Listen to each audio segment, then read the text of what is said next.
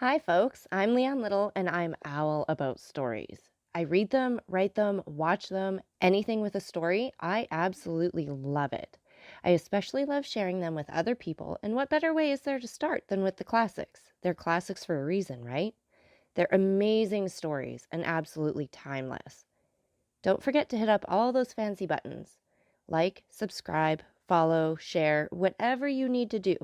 But most importantly, don't be afraid to reach out. I'd love to connect with you, so feel free to leave comments as you'd like, or you can even follow me over on my Buy Me a Coffee page, leannelittle.com, to message directly. So let's continue on with The Count of Monte Cristo by Alexandre Dumas. Chapter 72, Madame de Saint-Meran. A gloomy scene had indeed just passed at the house of Monsieur de Villefort, after the ladies had departed for the ball, whither all the entreaties of Madame de Villefort had failed in persuading him to accompany them. The procureur had shut himself up in his study, according to his custom, with a heap of papers calculated to alarm anyone else, but which generally scarcely satisfied his inordinate desires. But this time the papers were a mere matter of form. Villefort had secluded himself, not to study, but to reflect, and with the doors locked, and orders given that he should not be disturbed excepting for important business, he sat down in his armchair and began to ponder over the events, the remembrance of which had, during the last 8 days, filled his mind with so many gloomy thoughts and bitter recollections. Then, instead of plunging into the mass of documents piled before him, he opened the drawer of his desk, touched a spring, and drew out a parcel of cherished memoranda, amongst which he had carefully arranged, in characters only known to himself, the names of all those who, either in his political career, in money matters, at the bar, or in his mysterious love affairs, had become his enemies.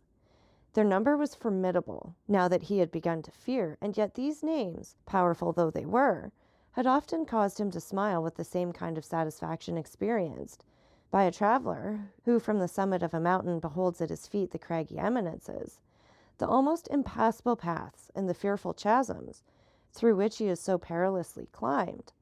When he had run over all these names in his memory, again read and studied them, commenting meanwhile upon his lists, he shook his head. "No," he murmured, "none of my enemies would have waited so patiently and laboriously for so long a space of time, that they might now come and crush me with a secret. Sometimes, as Hamlet says, foul deeds will rise, though all the earth overwhelm them, to men's eyes. But, like a phosphoric light, they rise but to mislead. The story has been told by the Corsican to some priest, who in his turn has repeated it. Monsieur de Monte Cristo may have heard it, and to enlighten himself." "But why should he wish to enlighten himself upon the subject?" asked Villefort after a moment's reflection. "What interest can this Monsieur de Monte Cristo or Monsieur Zacconi, son of a shipowner of Malta, discoverer of a mine in Thessaly, now visiting Paris for the first time, what interest, I say, can he take in discovering a gloomy, mysterious, and useless fact like this? However, among all the incoherent details given to me by the Abbé Busoni and by Lord Wilmore, by that friend and that enemy, one thing appears certain and clear in my opinion, that in no period, in no case, in no circumstance, could there have been any contact between him and me." But Villefort uttered words which even he himself did not believe. He dreaded not so much the revelation, for he could reply to or deny its truth. He cared little for that mene tekel upharsin, which appeared suddenly in letters of blood upon the wall. But what he was really anxious for was to discover whose hand had traced them. While he was endeavoring to calm his fears, and instead of dwelling upon the political failure that had so often been the subject of his ambitious dreams, was imagining a future limited to the enjoyments of home, in fear of awakening the enemy that had so long slept. The noise of a carriage sounded in the yard. Then he heard the steps of an aged person ascending the stairs, followed by tears and lamentations, such as servants always give vent to when they wish to appear interested in their master's grief. He drew back the bolt of his door, and almost directly an old lady entered, unannounced, carrying her shawl on her arm and her bonnet in her hand. The white hair was thrown back from her yellow forehead, and her eyes, already sunken by the furrows of age, now almost disappeared beneath the eyelids swollen with grief. "Oh, sir," she said, "oh, sir, what a misfortune! I shall die of it. Oh, yes, I shall certainly die of it." and then, falling upon the chair nearest the door, she burst into a paroxysm of sobs. The servants, standing in the doorway, not daring to approach nearer, were looking at Noirtier's old servant, who had heard the noise from his master's room, and run there also, remaining behind the others. Villefort rose and ran towards his mother-in-law, for it was she.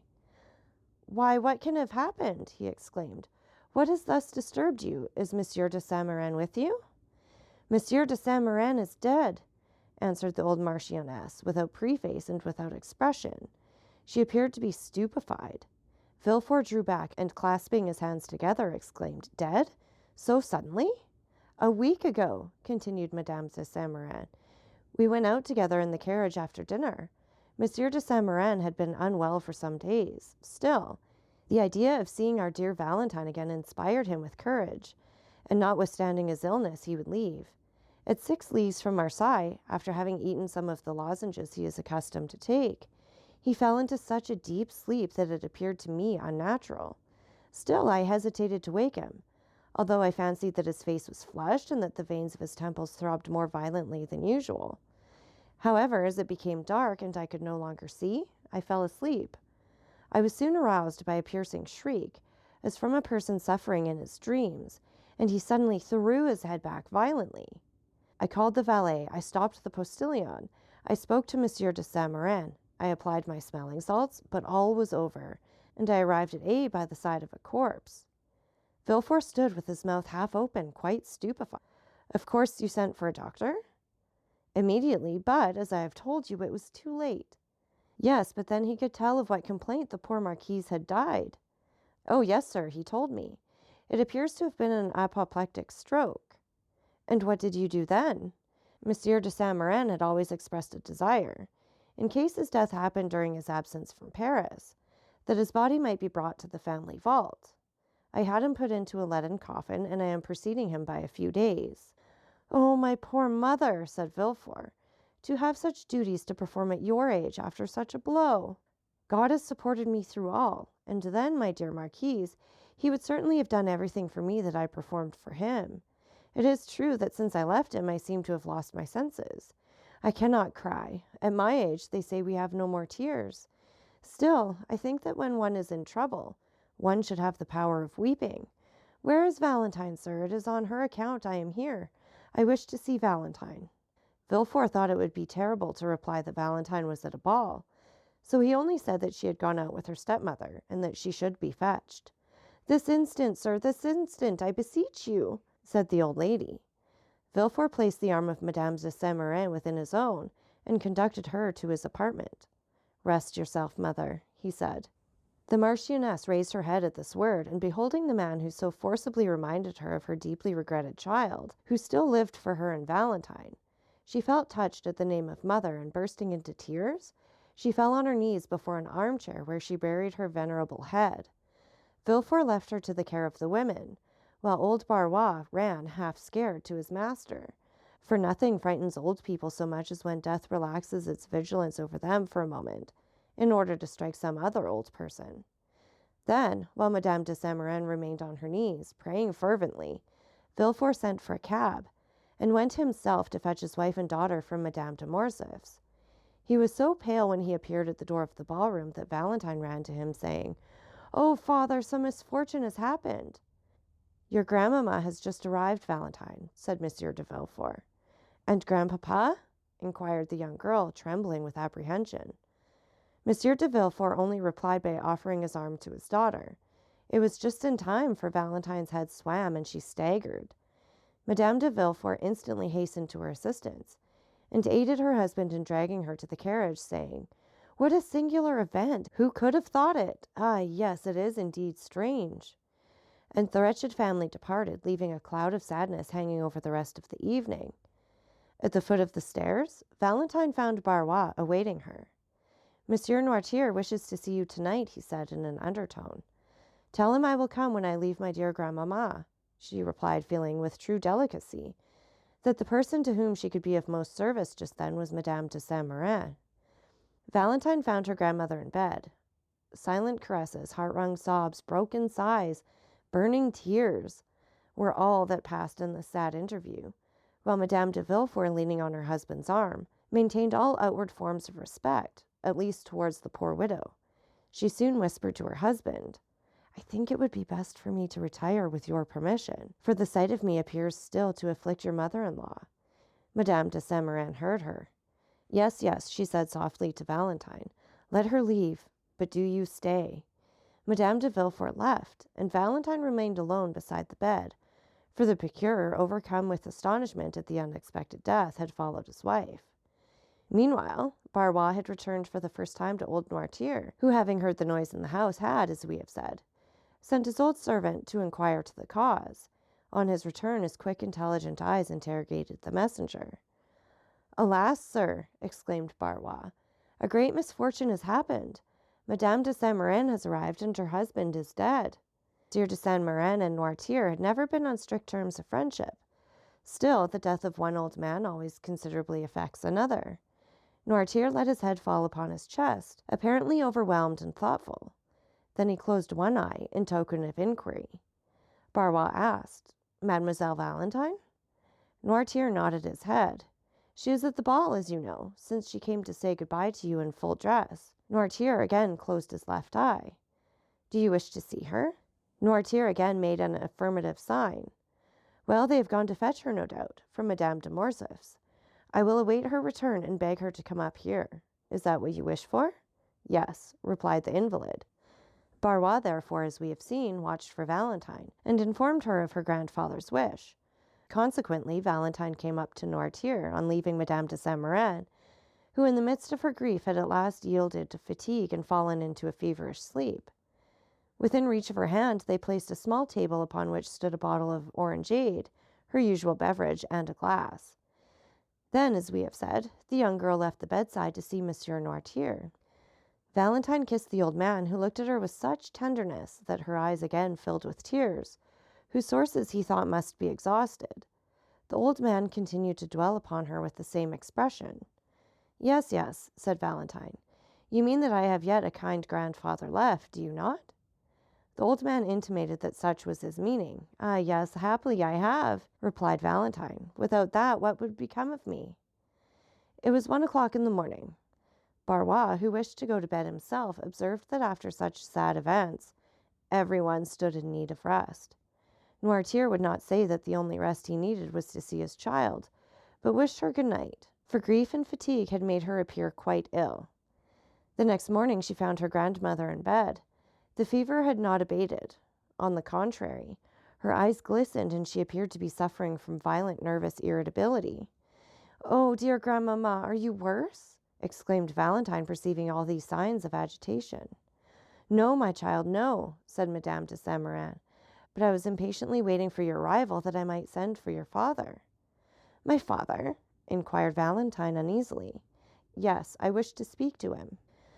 Valentine durst not oppose her grandmother's wish, the cause of which she did not know, and an instant afterwards Villefort entered. "Sir," said Madame de Saint-Meran, without using any circumlocution, as if fearing she had no time to lose, "you wrote to me concerning the marriage of this child." "Yes, madame," replied Villefort. "It is not only projected, but arranged. Your intended son-in-law is named Monsieur Franz d'Épinay." "Yes, madame." "Is he not the son of General d'Épinay, who was on our side, and who was assassinated some days before the usurper returned from the island of Elba?" "The same." "Does he not dislike the idea of marrying the granddaughter of a Jacobin?" "Our civil dissensions are now happily extinguished, mother," said Villefort. "Monsieur d'Épinay was quite a child when his father died. He knows very little of Monsieur Noirtier, and will meet him, if not with pleasure, at least with indifference." "Is it a suitable match?" "In every respect." "And the young man?" "Is regarded with universal esteem." "You approve of him?" "He is one of the most well-bred young men I know." During the whole of this conversation, Valentine had remained silent. "Well, sir," said Madame de Saint-Meran after a few minutes' reflection, "I must hasten the marriage, for I have but a short time to live." "You, madame? You, dear mamma?" exclaimed Monsieur de Villefort and Valentine at the same time. "I know what I am saying," continued the Marchioness. "I must hurry you, so that, as she has no mother, she may at least have a grandmother to bless her marriage. I am all that is left of her belonging to my poor Renee, whom you have so soon forgotten, sir. Ah, madame, said Villefort, you forget that I was obliged to give a mother to my child. A stepmother is never a mother, sir. But it is not to the purpose. Our business concerns Valentine. Let us leave the dead in peace. All this was said with such exceeding rapidity that there was something in the conversation that seemed like the beginning of delirium. It shall be as you wish, madame, said Villefort, more especially since your wishes coincide with mine, and as soon as Monsieur d'Épinay arrives in Paris— My dear grandmother, interrupted Valentine, consider decorum the recent death. Would you not have me marry under such sad auspices? My child, exclaimed the old lady sharply, let us hear none of the conventional objections that deter weak minds from preparing for the future. I was also married at the deathbed of my mother, and certainly I have not been less happy on that account. Still, that idea of death, madame, said Villefort. Still? Always. I tell you I am going to die, do you understand? Well, before dying, I wish to see my son-in-law. I wish to tell him to make my child happy. I wish to read in his eyes whether he intends to obey me. In fact, I will know him. I will, continued the old lady with a fearful expression, that I may rise from the depths of my grave to find him, if he should not fulfill his duty. Madame, said Villefort, you must lay aside these exalted ideas, which almost assume the appearance of madness. The dead, once buried in their graves, rise no more. And I tell you, sir, that you are mistaken. This night I have had a fearful sleep. It seems as though my soul were already hovering over my body. My eyes, which I tried to open, closed against my will, and what will appear impossible above all to you, sir, I saw, with my eyes shut, in the spot where you are now standing, issuing from that corner where there is a door leading into Madame de Villefort's dressing room, I saw, I tell you, silently enter a white figure. Valentine screamed. It was the fever that disturbed you, madame, said Villefort. Doubt, if you please, but I am sure of what I say. I saw a white figure, and as if to prevent my discrediting the testimony of only one of my senses, I heard my glass removed, the same which is there now on the table. Oh, dear mother, it was a dream. So little was it a dream that I stretched my hand towards the bell, but when I did so, the shade disappeared. My maid then entered with a light. But she saw no one. Phantoms are visible to those only who sought to see them. It was the soul of my husband. Well, if my husband's soul can come to me, why should not my soul reappear to guard my granddaughter? The tie is even more direct, it seems to me.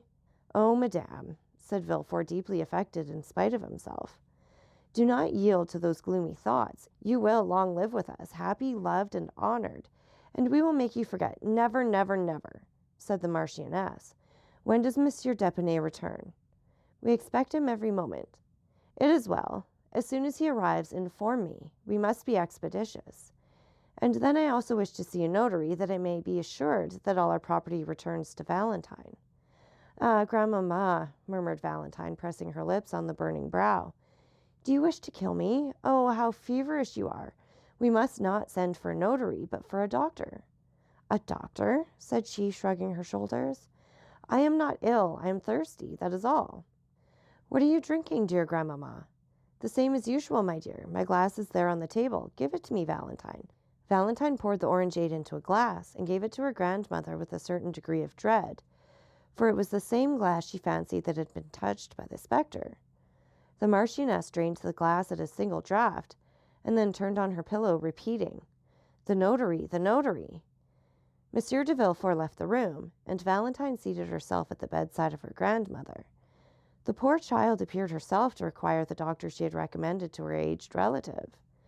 A bright spot burned in either cheek. Her respiration was short and difficult, and her pulse beat with feverish excitement. She was thinking of the despair of Maximilian, when he should be informed that Madame de Saint-Meran, instead of being an ally, was unconsciously acting as his enemy. More than once she thought of revealing all to her grandmother, and she would not have hesitated a moment if Maximilian Morel had been named Albert de Morcerf or Raoul de Chateau Renaud. But Morel was of plebeian extraction, and Valentine knew how the haughty Marquise de Saint-Meran despised all who were not noble. Her secret had each time been repressed when she was about to reveal it, by the sad conviction that it would be useless to do so. For, were it once discovered by her father and mother, all would be lost. 2 hours passed thus. Madame de Saint-Meran was in feverish sleep, and the notary had arrived. Though his coming was announced in a very low tone, Madame de Saint-Meran arose from her pillow. "The notary!" she exclaimed. "Let him come in." The notary, who was at the door, immediately entered. "Go, Valentine," said Madame de Saint-Meran, "and leave me with this gentleman." "But, grandmamma, leave me. Go." The young girl kissed her grandmother and left with her handkerchief to her eyes. At the door she found the valet de chambre, who told her that the doctor was waiting in the dining room. Valentine instantly ran down. The doctor was a friend of the family, and at the same time one of the cleverest men of the day, and very fond of Valentine, whose birth he had witnessed. He had himself a daughter about her age, but whose life was one continued source of anxiety and fear to him from her mother having been consumptive. "Oh," said Valentine, "we have been waiting for you with such impatience, dear Monsieur d'Avrigny. But, first of all, how are Madeleine and Antoinette?" Madeleine was the daughter of Monsieur d'Avrigny, and Antoinette his niece. Monsieur d'Avrigny smiled sadly. "Antoinette is very well," he said, "and Madeleine is tolerably so. But you sent for me, my dear child. Is it not your father and Madame de Villefort who is ill? As for you, although we doctors cannot divest our patients of nerves, I fancy you have no further need of me than to recommend you not allow your imagination to take too wide a field." Valentine colored. Monsieur d'Avrigny carried the silence of divination almost to a miraculous extent, for he was one of the physicians who always work upon the body through the mind. "No," she replied, "it is for my poor grandmother. You know the calamity that has happened to us, do you not?" "I know nothing," said Monsieur d'Avrigny. "Alas," said Valentine, restraining her tears, "my grandfather is dead." "Monsieur de Saint-Meran?" "Yes." "Suddenly?" "From apoplectic stroke." "An apoplectic stroke?" repeated the doctor. "Yes, and my poor grandmother fancies that her husband, whom she never left, has called her, and that she must go and join him. Oh, Monsieur d'Avrigny, I beseech you, do something for her." "Where is she?" "In her room with the notary." "And Monsieur Noirtier?" "Just as he was, his mind perfectly clear, but the same incapability of moving or speaking." "And the same love for you, eh, my dear child?" "Yes," said Valentine, "he was very fond of me." "Who does not love you?" Valentine smiled sadly. "What are your grandmother's symptoms?"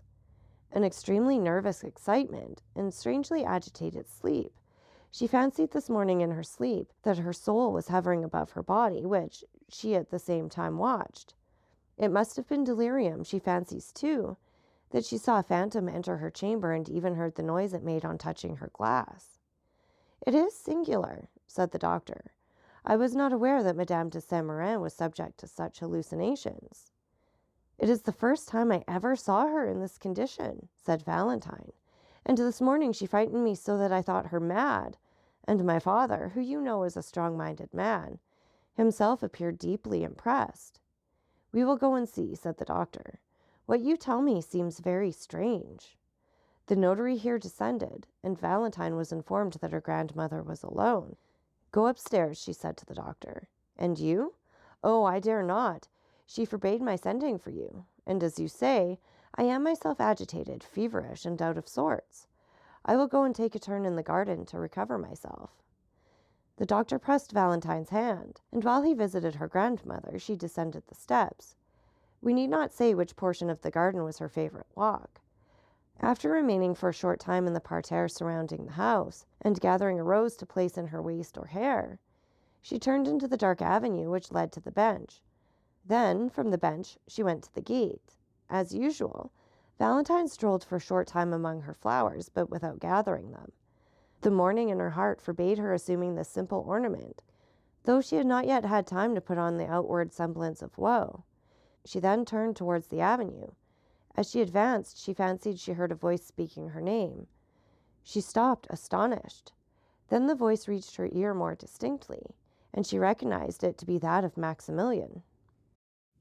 So that's it for this chapter. And again, take a minute to like, subscribe, and share. And don't forget that I love hearing from all of you. So please leave any comments you'd like, or you can follow me over on my Buy Me a Coffee page, leannelittle.com.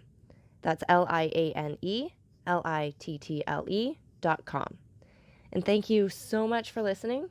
Remember, it's Owl about the story. Have a great day.